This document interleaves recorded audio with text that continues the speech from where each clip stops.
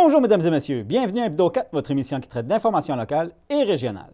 Voici le contenu de cette édition du 12 mars. Les nouveaux locaux de CHNC FM, la première radio en Gaspésie. Le service d'accueil des nouveaux arrivants dans Rocher-Percé. Une nouvelle friperie à New-Carlisle. Le Centre d'aide et de lutte contre les agressions à caractère sexuel, le Centre Calac, la Beaume, Gaspésie. Et la loterie qui fait du bien de l'Association du cancer de l'Est du Québec. Bonne émission tout le monde! Tout d'abord, vous connaissez tous CHNC, la première station radiophonique en Gaspésie. Depuis sa création, elle était située dans la municipalité de New-Carlisle. Elle a maintenant pignon sur rue dans la petite ville de Passepébiac. Ils viennent tout juste de finir ou presque de s'y installer. Nous en avons donc profité pour leur rendre une petite visite. 90 ans, c'est toute une histoire. Ça a commencé évidemment en 1933 avec le doc Charles Hood, qui était un passionné de musique, un mélomane qui adorait la musique. Il était docteur, en fait, il était dentiste.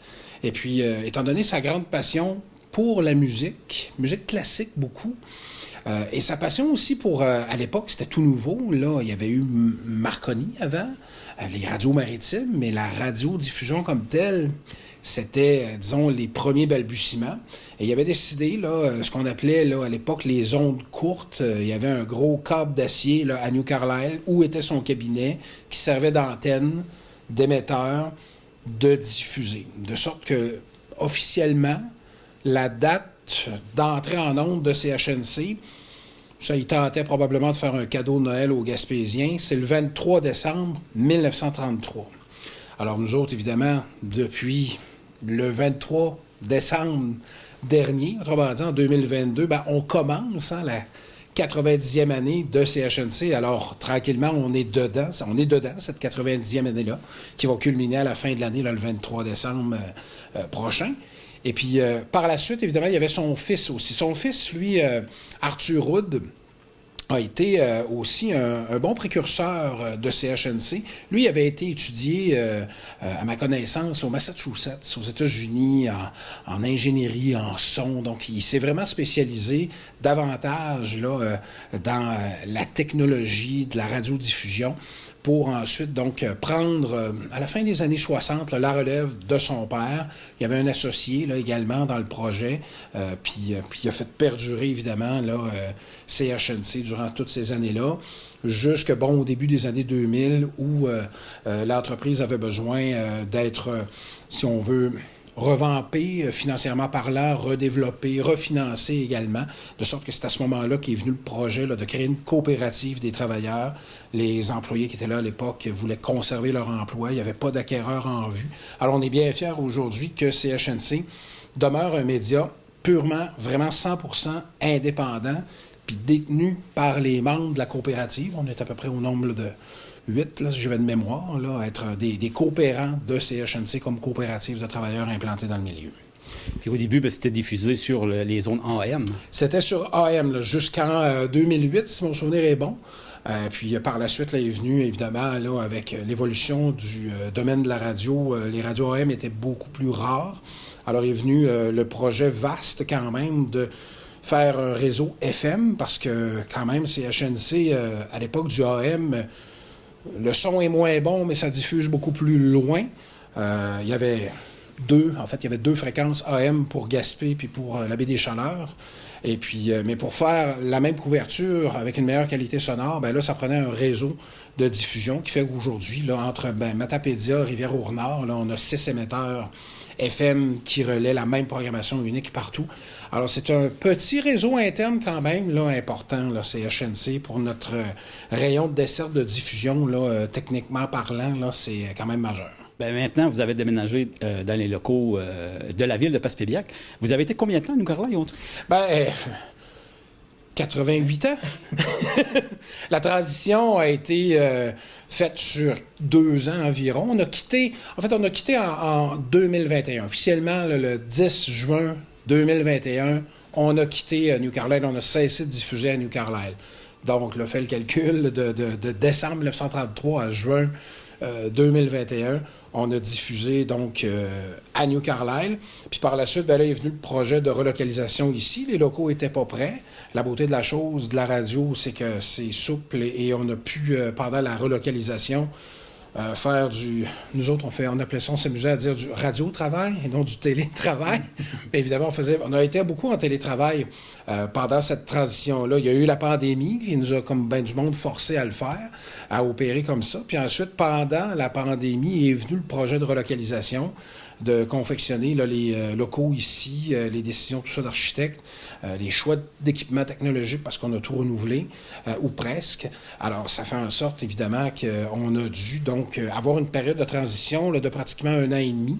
Et depuis là, les derniers jours de janvier, là, si je me souviens bien, c'est le 29 ou le 30 janvier, ben, on a commencé à diffuser là, de notre nouveau studio. Quoique depuis 2021, pour faire une histoire courte, on diffusait d'ici, de Passepébiac, mais dans un local, un studio temporaire, petit studio temporaire. De temps en temps, des animateurs venaient faire des émissions ici.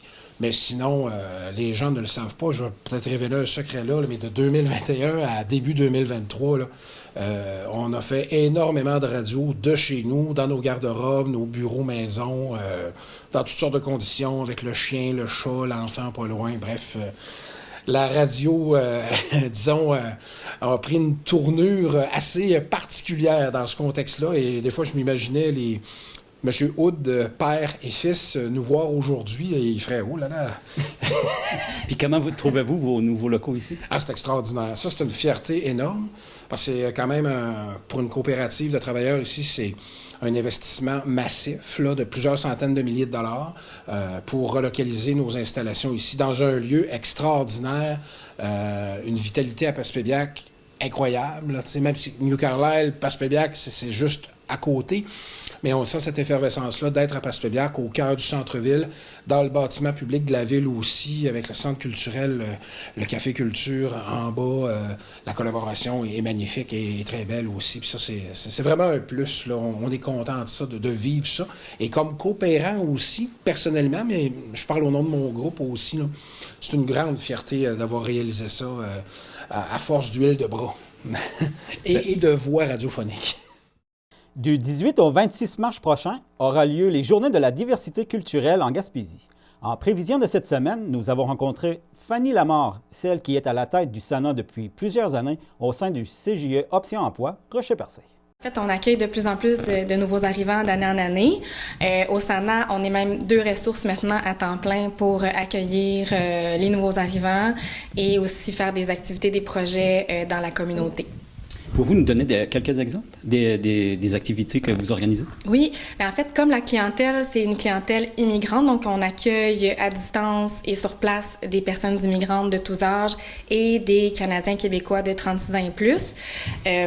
Donc, on a un volet plus accueil, intégration, où on va leur donner une trousse de bienvenue, on va leur faire connaître les attraits du coin, on va les inviter aussi à des activités de réseautage pour leur permettre de rencontrer des gens, de tisser des liens. Et d'un autre côté, on a aussi toute la communauté, donc essayer d'outiller un petit peu nos partenaires dans la diversité culturelle, les employeurs aussi qui font venir des travailleurs de l'étranger. Favoriser aussi les rapprochements interculturels par des activités. On a fait par le passé des soupers interculturels, des ateliers de cuisine, des diffusions de documentaires dans les écoles. Donc, on essaie de travailler un petit peu sur tous les plans pour faciliter la cohabitation de toutes ces personnes-là ensemble. Puis là, il y a une semaine super intéressante qui s'en vient, qui est à surveiller. C'est les Journées de la diversité culturelle. Pouvez-vous nous en parler un petit peu? Oui, c'est bientôt. C'est en mars. C'est du 18 au 26 mars. Et en fait, ça, c'est un événement qui est régional, c'est-à-dire que c'est les Journées de la diversité culturelle en Gaspésie. Donc, c'est toutes les SANA de la MRC qui se sont concertées il y a plusieurs années pour démarrer cet événement-là. Ça se trouve à être en même temps que la Semaine nationale d'action contre le racisme, mais nous, on l'a un petit peu adapté à notre sauce. Et pendant toute la durée de ces journées-là, on a plusieurs activités qu'on propose à la population. C'est vraiment des occasions pour découvrir les gens qui viennent d'ailleurs, les différentes cultures, discuter, ouvrir le dialogue.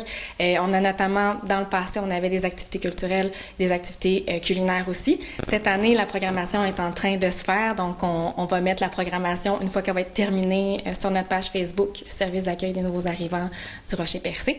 Mais il y a des belles choses qui s'en viennent. À noter que samedi, le 18 mars prochain, à compter de 17h, l'équipe du SANA Rocher-Percé vous invite à une fête interculturelle au Centre multifonctionnel de Gascon. Avis aux intéressés, l'inscription est obligatoire et les places sont limitées. La nouvelle friperie Les Trésors Cachés, friperie Hidden Treasure, est officiellement ouverte. Nous avons été rencontrer 2 membres de leur sympathique équipe pour vous en parler. C'est un groupement. Premièrement, c'est CASA qui s'occupe de ça, la municipalité de New Carlisle, la municipalité de Hopetown aussi. C'est ça. Il y a même des Eastern Shore et Family Ties et le Anchor côté adulte aussi qui nous ont chapeaudés dans ce projet-là. Et comment ça fonctionne au juste? Comment ça fonctionne? Well, pour le moment, c'est mercredi, 1 à 4, puis jeudi, 1 à 6 pour aider du monde qui travaille. So, on est ouvert un petit peu plus de temps. Là, le monde peut porter leurs affaires ici. On est ouvert quasiment toute la semaine. Puis après ça, les bénévoles, ils font du triage, puis ils placent comme tu veux, comme tu vois, ils placent sur les hangers, puis là, le monde vient à les heures que c'est ouvert, le mercredi comme et jeudi comme jeudi. Fait que les gens ils peuvent venir ici, ils déposent leur linge. C'est quand même du linge qui sont en bon état. Oui, le linge est trié de toute façon par nos bénévoles. Alors, s'ils ont des tâches ou si c'est pas, on fait un sac de guenilles avec ou tout simplement acheter. Il y a deux bacs à l'entrée qu'ils peuvent voir. C'est au sol de l'église de New Carlisle, l'église catholique à New Carlisle.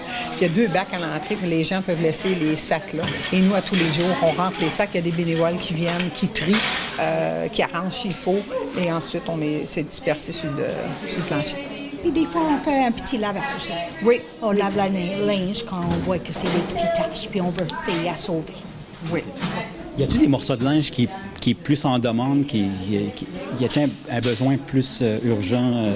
Le linge de dame, mais le linge d'enfant aussi, parce qu'il n'y a pas de magasin de linge d'enfant. Alors, on a quand même une bonne variété de linge pour tout petit, mais on commence.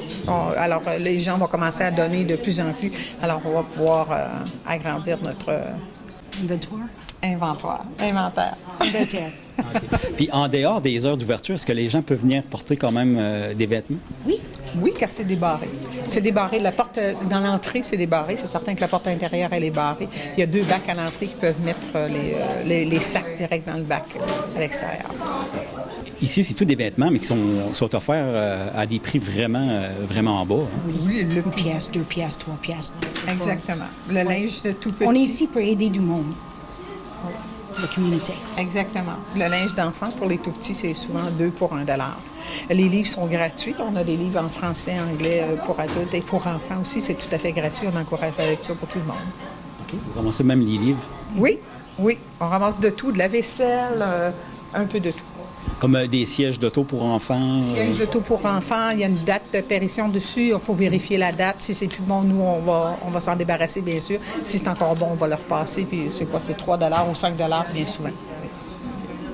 C'est quoi les raisons qui a fait que vous avez repris le marché aux puces qui était... C'était demandé, parce que depuis qu'il était fermé, depuis que l'ancienne friperie était fermée, les gens le demandaient. Il n'y a quand même pas de magasin de linge tout près à New Carlisle. Et au prix que tout est rendu aussi, on aide la communauté. Il y a un gros besoin. Oui. En recyclant.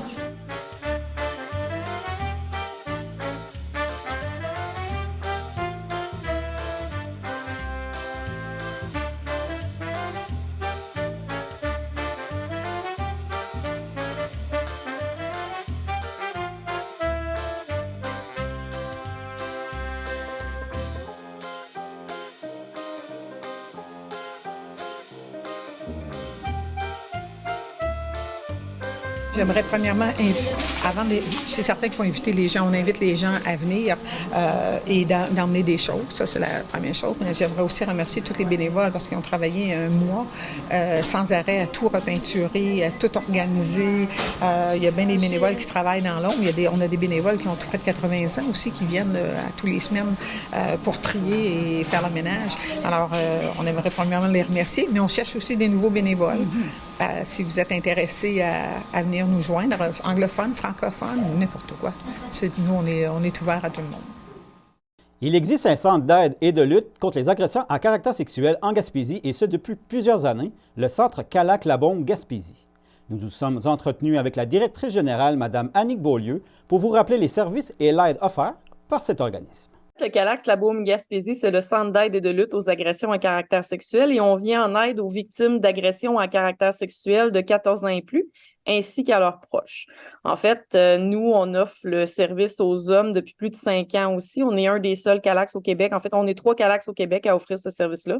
Donc, nous, c'est vraiment les personnes victimes d'agressions à caractère sexuel. Y a-t-il beaucoup d'hommes qui font appel à vous? Il y a environ 25% dans nos statistiques de demandes au niveau des hommes. C'est quand même beaucoup. Ben honnêtement, oui, parce que si on regarde les stats, il y a une femme sur 3 qui va être victime au cours de sa vie, mais il y a quand même un homme sur 6 qui va l'être aussi. Donc, nous, c'est un peu cette statistique-là qui a fait en sorte qu'on a ouvert le service aux hommes il y a à peu près 5 ans. D'accord.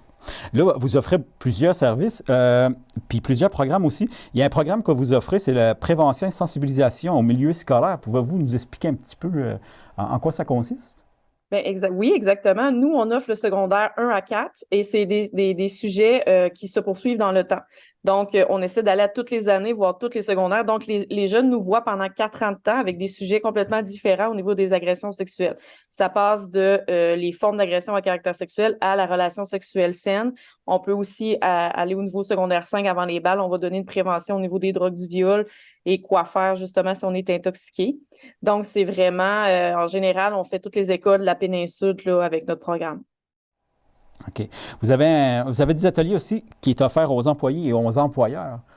Oui, exactement. Le harcèlement sexuel en milieu de travail, depuis, je me souviens plus quand exactement, mais la CNESST oblige les employeurs à avoir une politique de harcèlement sexuel en milieu de travail. Donc, nous, on donne une formation là-dessus et on accompagne les gens, là, les patrons qui veulent bien avoir cette politique-là ou qui veulent faire réviser cette politique-là. Nous, on vérifie avec eux comment ça se passe. On a des ententes de collaboration avec certains cégeps, avec certaines formations professionnelles avant qu'ils partent en stage. On va donner cette formation-là aussi parce que même si on est stagiaire, on peut être victime pareil de harcèlement sexuel en milieu de travail. On a beaucoup été ciblés au niveau des travails majoritairement masculins, dont la cohorte de monteurs de ligne ici à Saint-Anne-des-Monts ou plomberie chauffage aussi à Gaspé, technique touriste aventure à Gaspé. Donc, on se promène pas mal dans ces techniques-là pour parler de harcèlement sexuel. Autre atelier qui est offert aussi, c'est aux personnes de 50 ans et plus. Pouvez-vous nous expliquer un petit peu en quoi ça consiste? Oui, c'est l'atelier Ce n'est pas correct. Ça parle des violences sexuelles chez nos aînés parce qu'on a tendance à l'oublier. Les aînés peuvent être victimes aussi de par leur... ils peuvent recevoir des soins, donc ils dépendent de des gens. Ça arrive souvent dans les résidences. Donc, nous, on va former soit le personnel ou soit les clubs de 50 ans et plus qui sont bénévoles dans les centres CHSLD. Et les personnes aussi sur place, on va leur expliquer qu'est-ce qui est du harcèlement sexuel, qu'est-ce qui est de la violence sexuelle par rapport à eux. Et on leur donne aussi là, des moyens de pouvoir dénoncer. Les gens qui voudraient poursuivre, qui voudraient que ça aille plus loin, qui voudraient porter plainte, il y a des trousses médico-légales qui peuvent avoir accès. Comment que ça fonctionne au juste? La trousse médico-légale, c'est si vous avez été victime en bas de 5 jours, vous pouvez contacter un intervenant du Calax ou le CLSC au 811 et à ce moment-là, on prévoit une trousse médico-légale qui sont des prélèvements de sang, de sperme et de salive sur le corps de la personne qui a été victime. Donc, on peut avec ça avoir l'ADN de l'agresseur pour pouvoir poursuivre éventuellement l'agresseur. Il y a un côté médico-social avec un intervenant où est-ce que là, on raconte les détails de l'agression. Ça doit se faire dans le dedans de 5 jours et après ça, vous avez 10 jours pour décider si vous portez plainte. Si vous ne portez pas plainte, la trousse est détruite. Par contre, garde une lame de réserve avec l'ADN de l'agresseur dessus à vie. Donc, si vous décidez de porter plainte 5, 10, 15, 20 ans plus tard, vous avez quand même l'ADN de votre agresseur dans votre dossier médical. Si ça fait plus que 5 jours, eh bien là, vous pouvez faire une trousse médico-sociale. C'est aussi à l'hôpital, c'est des formulaires, puis on détaille l'agression à caractère sexuel et c'est porté au dossier judiciaire. Là, les gens ils peuvent faire affaire à vous pour avoir de l'information ou pour avoir des services. La meilleure façon de rentrer en communication avec vous, c'est quoi? Bon, on en a plusieurs. On a notre numéro sans frais, qui est le 1-866-968-6686. On a maintenant la nouvelle façon de prendre des rendez-vous avec les intervenants et intervenantes sur notre site web, qui est www.calaxlabaumegaspésie.com. Et on a évidemment une page Facebook aussi, si les personnes veulent passer par notre page Facebook, qui est le Calax La Baume Gaspésie. Donc, on a plusieurs façons d'entrer en contact avec nous. Puis vous avez un super de beau site Internet qui est super beau, puis il a l'air d'être super bien fait. Il y a même un endroit où ce que les gens peuvent cliquer pour quitter rapidement, ou pour s'il y a une urgence. Ça fait-tu bien longtemps que le site a été renouvelé? Le site a été renouvelé, je dirais, v'là à peu près 1 an. Maintenant, c'est ça, les gens peuvent prendre rendez-vous directement sur notre site. On a aussi un jeu interactif pour ceux qui veulent le faire. On a un côté ado, un côté plus général. C'est un personnage qui promène dans une ville, qui discute avec des gens, avec des questions sur les agressions à caractère sexuel. Il y a des informations quand vous parlez avec les personnages dans le jeu aussi. C'est vraiment super intéressant. On l'utilise beaucoup dans les maisons des jeunes ou comme quand on est en sensibilisation. Mais c'est ça, ça fait à peu près 1 an et demi là, qu'on est là-dessus et qu'on a fait la refonte complète du site web. L'un des moyens de financement de l'Association du cancer de l'Est du Québec est bien sûr la loterie qui fait du bien. Vous pouvez acheter vos billets en signe de solidarité pour les personnes touchées par le cancer au Bas-Saint-Laurent, sur la Côte-Nord, en Gaspésie et aux îles de la Madeleine, tout en courant la chance de gagner de nombreux prix fort intéressants. L'Association du cancer de l'Est du Québec a 40 ans. Il existe depuis 1982. Si je peux me permettre un petit historique, là, dans ces années-là, le gouvernement voulait ramener les services en oncologie dans les grands centres. Et Dr Georges Lévesque, qui était oncologue dans les régions, avec un mouvement citoyen, on fait en sorte que, dans le fond, les services restent en région en créant l'hôtellerie au Maire Brazeau, qui est un des principaux services qu'on offre ici à l'association, qui permet aux gens de la région, autant de la Gaspésie, des îles de la Madeleine, de la Côte-Nord ou du Bas-Saint-Laurent, d'avoir un hébergement durant leur traitement, qui est conjointement là, un service offert avec le centre oncologique là, de l'hôpital. C'est quoi l'association? L'association, on a à cœur finalement le mieux-être des personnes touchées par le cancer et leurs proches dans toute la communauté qu'on dessert, soit comme je disais, le Bas-Saint-Laurent, la Côte-Nord, la Gaspésie et les îles de la Madeleine. C'est pourquoi que notre mission, c'est vraiment d'humaniser les services aux personnes atteintes et à leurs proches, de sensibiliser la population au risque du cancer puis de supporter la lutte contre le cancer. En gros, là, soutenir, aider, faire du bien, améliorer la vie des personnes atteintes du cancer et celle de leurs proches, c'est vraiment ce qu'on a à cœur.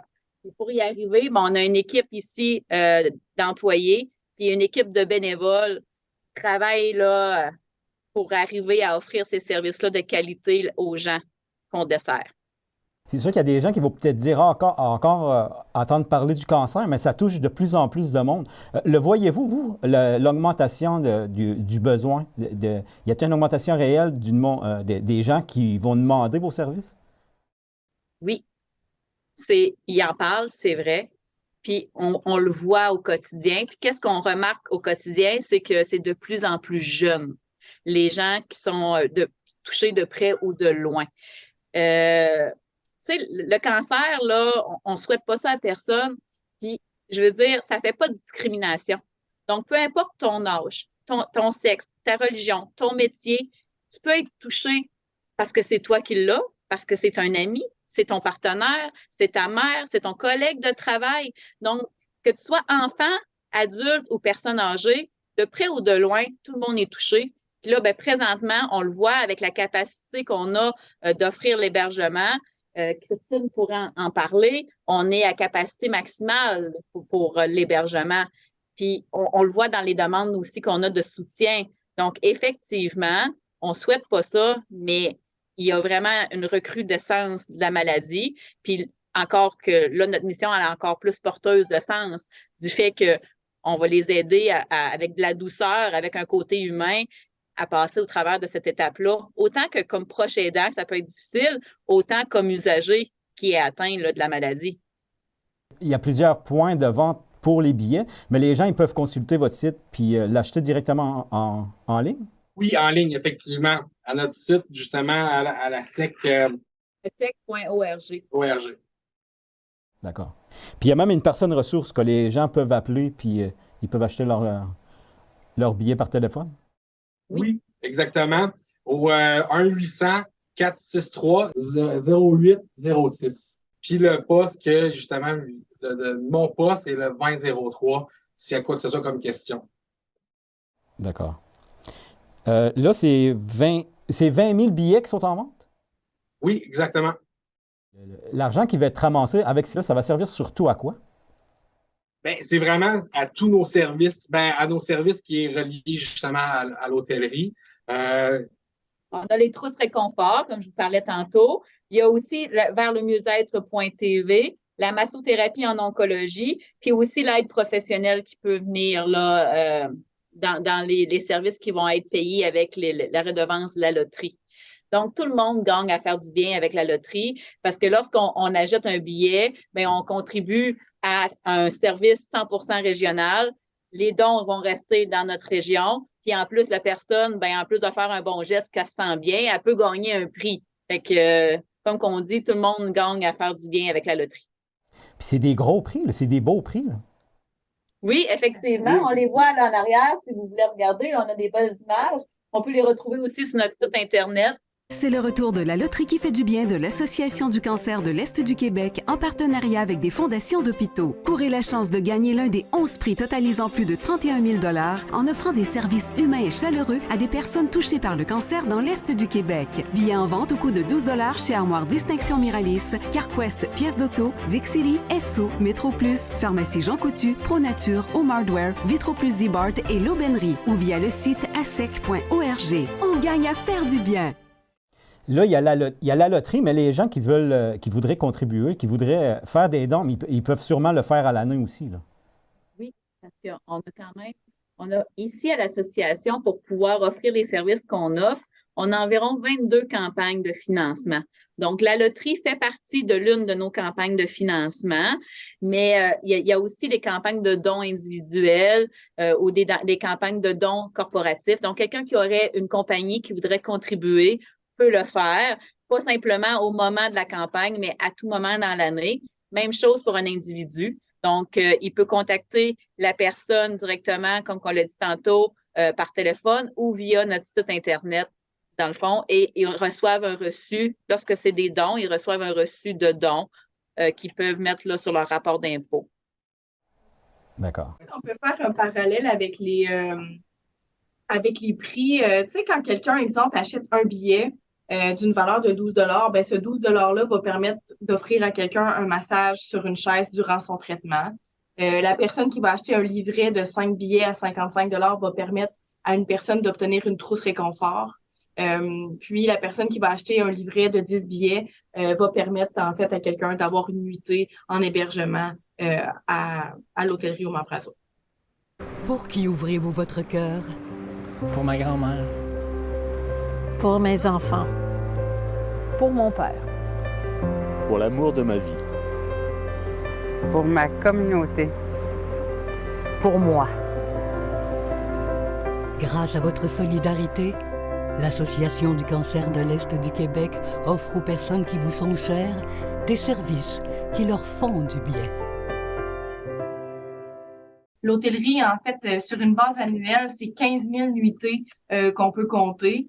C'est réparti entre 2 000 et 3 000 personnes qu'on accueille chaque année pour des courts ou des plus longs séjours qui peuvent s'étaler là, sur 6 à 8 semaines. 65 % de notre clientèle, en fait, est en lien avec l'oncologie. Puis, en fait, ça augmente toujours. Actuellement, notre taux d'occupation est de près de 100 % si on se parle en date d'aujourd'hui. Donc, c'est une situation, là, on parlait tout à l'heure, là, oui, ça l'augmente, puis oui, ça n'a pas nécessairement d'âge non plus. Donc, c'est sûr que malheureusement, le cancer prend plus de place, mais on est là pour offrir des services puis rendre l'expérience un peu plus douce, en fait. Et voilà, mesdames et messieurs, ce qui complète l'édition de votre émission Hebdo 4 du 12 mars. Merci beaucoup d'avoir été avec nous et à la prochaine!